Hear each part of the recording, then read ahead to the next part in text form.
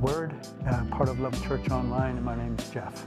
Today, I'm going to carry on from a bit from yesterday about my Christian journey, which is a bit of a pick and mix with some bits of the Apostle Paul, Jonah, and the early apostles. Today I would draw my resemblance to that of Jonah. Firstly, I did not convert an entire city to follow the one true God. To me, that was the greatest miracle of that story. Secondly, I did not end up in the belly of a large fish for 3 days. I was only inside one for 3 hours. No, I'm joking. There is no fish in my story. But like Jonah, I had a watershed moment, a life-changing moment. And this is what I want to talk to you about today. I'm on my motorcycle. I'm in university and I'm traveling away for the weekend to go party with some friends in a nearby university town. It's about a 40 to 45 minute drive, and it's mainly motorway driving. It's the 401. The highway got its name because it meant it had 4 lanes going in each direction. Today, many parts of the 401 are much greater than 4 lanes. Some parts, there's as many as 12 lanes going each way on it. So it's a major highway running across Ontario. And when I'm on this road, I'm on my motorbike, and I've got my overnight bag strapped to the back of my bike, and it's a really windy night, like it's going to be a thunderstorm or some type of stormy weather. And because the wind is so strong and my bike isn't the biggest of bikes, I could feel myself getting blown around quite a bit on the motorway. So I tucked in behind a big lorry, a big transport lorry, and help sort of cushion the wind and block out the wind. But the lorry driver knew I was tucked in there, and he didn't like somebody being so close, so he hit his brakes a couple times to let me know he didn't appreciate me driving that close. So I had to drop off, and when I dropped off, I could feel the wind really having a go, a side wind hitting me, and my backpack bag started bopping around on the back. So I turned around to look at it to make sure it wasn't going to fly off. By the time I turned back around, I'd been blown off the lane closest to the soft shoulder and onto the gravel. And I had to make a decision then: do I try to get back on and attempt and possibly risk of my back wheel sliding out on the gravel and me sliding back into the line of traffic, or do I just let this wind continue to take me down into the verge and into the grass? I went with decision 2, probably more out of panic than anything. And next thing I know, I'm trying to slow the bike down, but the grass is wet, the grass is long.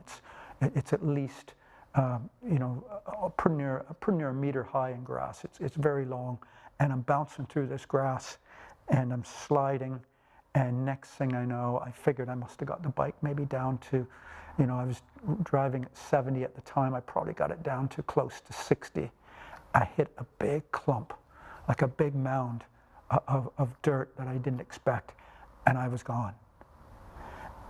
And the next thing I remember was a very, very gentle landing, like I was a leaf in the autumn falling out of a tree.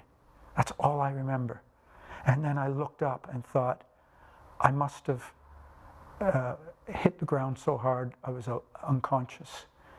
And then I thought, as I laid there, I don't feel anything at all. So I thought, no pain, I must be paralyzed.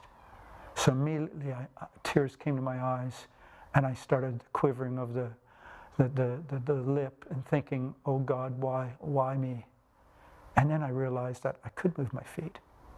And then I thought, my goodness, maybe I don't have any broken limbs. And so I sat up and I thought, wow, my back's fine. My arms are fine.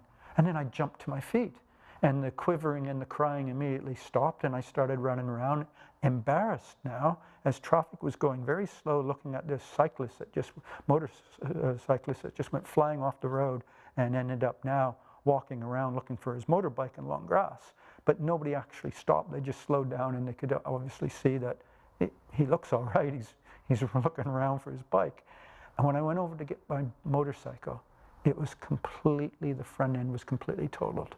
There is no way on this earth that that bike you could even lift it up and push it down the road. It was that badly damaged. So plan B was walk the edge of the motorway, because like in this country, you can't hitchhike on major motorways. You've got to be on side roads.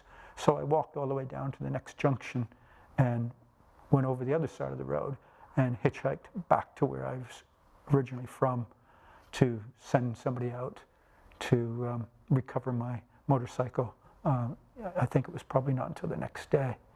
But my watershed moment was, why?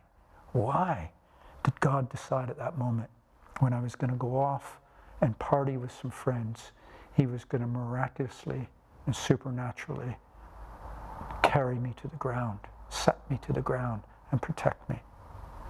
That's how my experience and Jonah's experience is slightly similar. So thanks for listening, and I'd like to close with the Lord's Prayer. Our Father, who art in heaven, hallowed be thy name. Thy kingdom come, thy will be done, on earth as it is in heaven.